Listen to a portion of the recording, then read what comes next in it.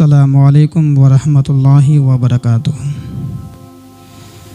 नहमदुहु व नसल्ली अला रसूलिहिल करीम अम्मा बाद। फ़अऊज़ु बिल्लाहि मिनश शैतानिर रजीम। बिबरकति बिस्मिल्लाहिर रहमानिर रहीम। आपके और हमारे दोनों जहां के आका हुज़ूर सरवर कौनैन सुल्तान दारैन अहमद मुज्तबा मोहम्मद मुस्तफ़ा सल्लल्लाहु तआला अलैहि वसल्लम ने फ़रमाया कि बरोज़े क़यामत एक औरत चार मर्दों को लेकर जहन्नम में जाएगी।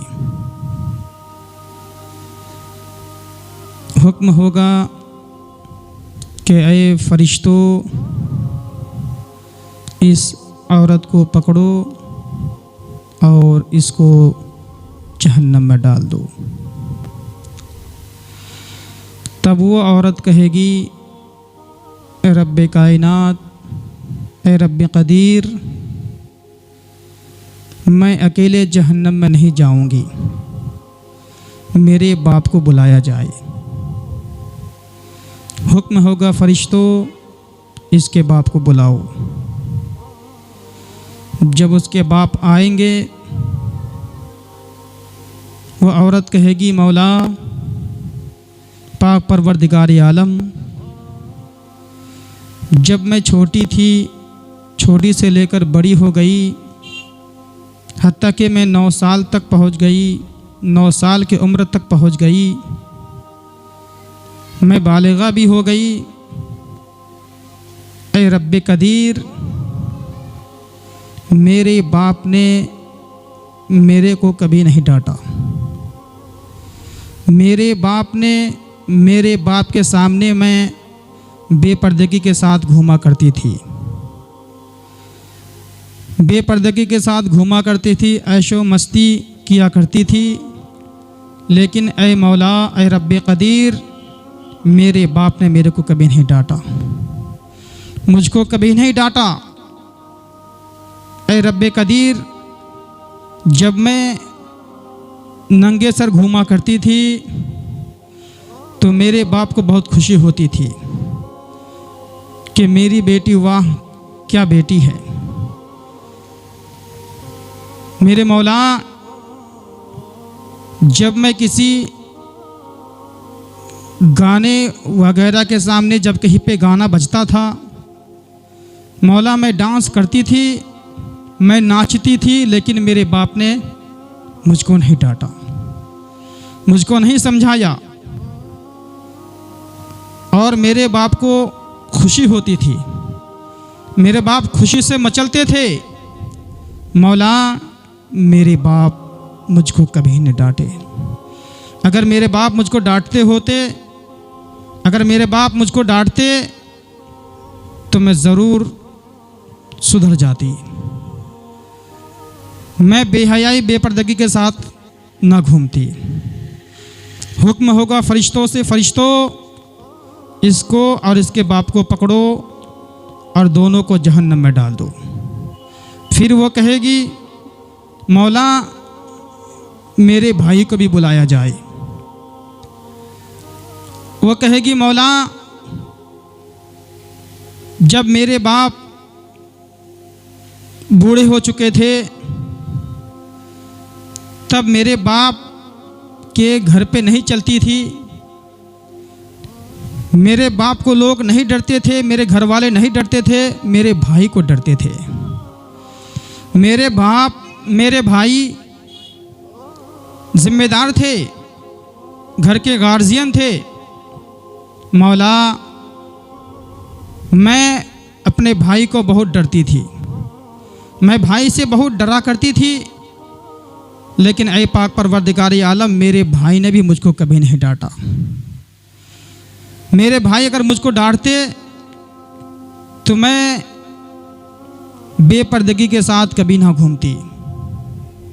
फिर हुक्म होगा, फरिश्तों, इसको, इसके बाप को, इसके भाई को, तीनों को पकड़ो और जहन्नम में डाल दो। फिर वो औरत कहेगी मौला मेरे शोहर को भी बुलाया जाए। वो औरत कहेगी पाक परवरदिगार आलम, जब मेरी शादी हो गई तो मेरे घरवाले मेरे शोहर मोहतरम मुझको कभी नहीं डांटे। वो मुझको अपनी गाड़ियों में बिठाकर इधर उधर पार्कों वगैरह में, मेलों में, बाज़ारों में घुमाया करते थे और कहा करते थे कि फैशन किया करो, फैशन का ज़माना है, मॉडल ज़माना है। मौला मेरे शोहर मुझको कभी नहीं डांटे। अगर वो मुझको डांटते, अगर वो मुझको समझाते, अगर वो मुझको तलाक की भी धमकी देते, उसके पास पावर था, उसके पास ताकत थी, अगर वो मेरे को समझाते मौला तो मैं समझ जाती। इन्होंने भी मेरे को कभी नहीं डांटे, ना मेरे को कभी समझाए। उसके बाद हुक्म होगा फरिश्तों इन तीनों को पकड़ो और जहन्नम में डाल दो। फिर वो औरत कहेगी मौला ज़रा मेरे बेटे को भी बुलाया जाए। हुक्म होगा फरिश्तों इसके बेटे को बुलाओ।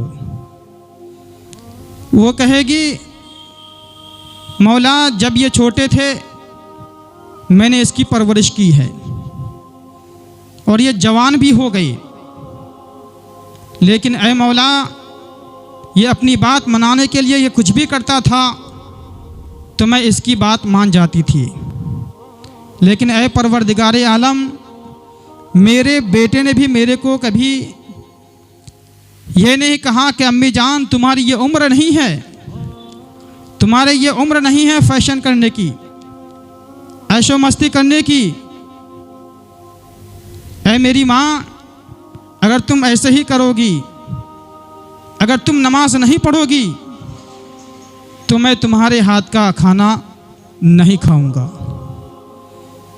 ऐ रब्बे कदीर अगर ये इस तरह कहते तो मैं इनकी बात मान जाती और मैं तौबा इस्तग़फ़ार कर लेती। मौला तू तो बड़ा गफूर रहीम है, बख्शने वाला मेहरबान है। रब्बे कदीर मैं तेरे बारगाह में हाथ उठाकर दुआ करती, तू बड़ा करीम है, तू बड़ा रहीम है, तू मुझको माफ़ कर देते मौला। लेकिन मेरे बेटे ने मुझसे कभी इस तरह से नहीं कहे। मौला मेरा बाप, मेरा भाई,